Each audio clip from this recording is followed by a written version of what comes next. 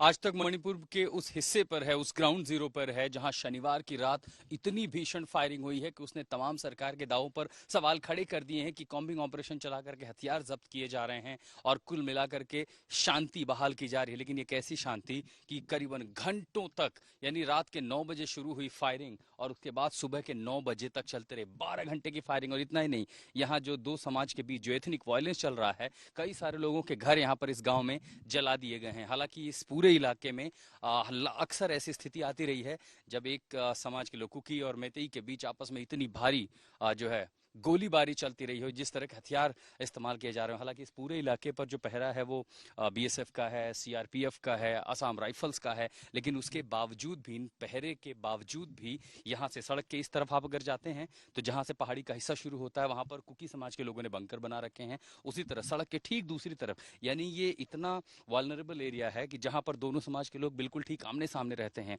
और इनकी गोलीबारी के बीच लोग सड़कों पर आ गए थे, आगजनी हुई और इस गांव में कई सारे घरों को आग के हवाले कर दिया गया। आप इससे ये अंदाजा लगा सकते हैं कि हालात जमीन पर कितने खराब हैं। जैसे ही हम बिष्णुपुर से आगे चूरा चांदपुर इलाके के सीमावर्ती इलाके में पहुंचे हैं, यहां से बिष्णुपुर की सीमाएं खत्म होती है और चूरा चांदपुर शुरू होता है। अगर आप यहां कुछ देखेंगे तो हिंसा के वो निशान दिखते हैं जिसके चलते पूरे के पूरे गांव खाली हो चुके हैं। यहाँ पर कुछ मुस्लिम समाज के भी लोग थे, ज्यादातर मैतेई समाज के लोग थे। लेकिन हिंसा के बाद से ही आप अगर देखेंगे कि सारे गांव घर लगभग खाली हो चुके हैं। इन सड़कों पर जगह जगह पर बैरिकेडिंग मिलेगी अलग अलग समाज के लोग, क्योंकि ये पूरा रास्ता जो है राष्ट्रीय राजमार्ग, इसको बंद कर दिया गया था। और अब सुरक्षा की दृष्टि से सेना ने मोर्चा संभाला है। तो जैसे आप इन इलाकों पर आगे बढ़ेंगे, कहीं पर बंकर तैनात किए जा रहे हैं। इस तरह के आप देखें कि बंकर्स बनाए जा रहे हैं, ये इसीलिए कि कम से कम अब ये जो एथनिक वायलेंस है वो रोका जा सके। एक समाज के जो लोग हैं वो दूसरे समाज पर हमला ना कर सकें, रास्ते ना बंद हों, कानून व्यवस्था जो है वो बहाल रहे, वो न खराब हो। इसलिए पूरे रास्ते पर अगर आप देखेंगे तो सेना ने मोर्चा संभाला हुआ है। जगह जगह पर पेट्रोलिंग, बैरिकेडिंग, और उन इलाकों में जहां पर हिंसा की संभावना है उसको कैसे नकेल लगाई जाए, कुल मिला के सारी कोशिश अब इसी पर है। आप ये समझ सकते हैं कि आखिर पिछले 3 महीने यहाँ के लोगों के लिए हालात कैसे रहे होंगे कि अब सेना को मोर्चा संभालना पड़ा है।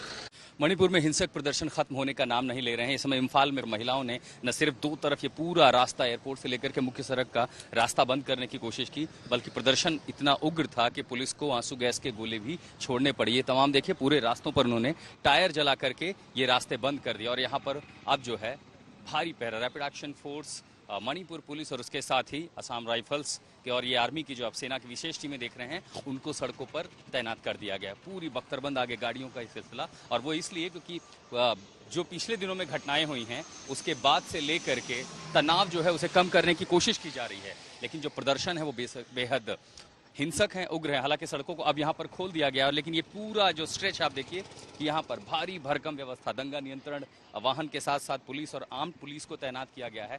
अब ये पूरी सड़कों को इन्होंने आग के हवाले कर दिया था, टायर जला जला करके। अब इसको पुलिस ने यहाँ पर, ये देखिए, यहाँ से जो लोग निकल रहे हैं, कोशिश कर रहे हैं निकलने के लिए, रैपिड एक्शन फोर्स जा रही है, उन्हें हटा रही है कि अब वापस प्रदर्शनकारी इन इलाकों पर ना आए। जो महिलाएं यहाँ पर प्रदर्शन कर रही थी वो यहाँ से उनको जो है अंदर के इलाकों में भेज दिया गया है।